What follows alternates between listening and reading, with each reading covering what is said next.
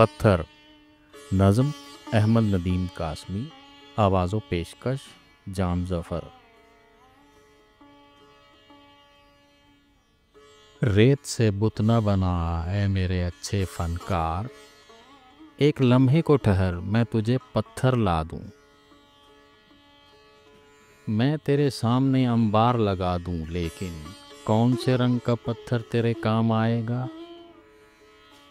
सुर्ख पत्थर जिसे दिल कहती है बेदिल दुनिया, या वो पथराई हुई आँख का नीला पत्थर जिसमें सदियों के तहय्युर के पड़े हों डोरे? क्या तुझे रूह के पत्थर की ज़रूरत होगी जिस पे हक बात भी पत्थर की तरह गिरती है?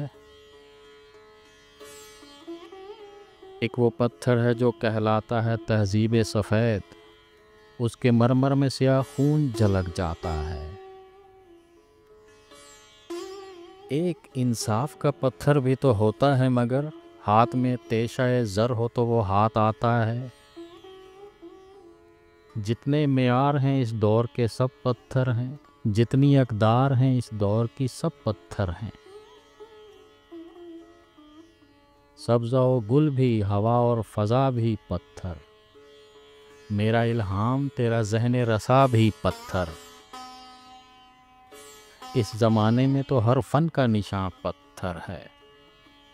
हाथ पत्थर हैं तेरे, मेरी ज़बां पत्थर है। रेत से बुत न बना है मेरे अच्छे फ़नकार,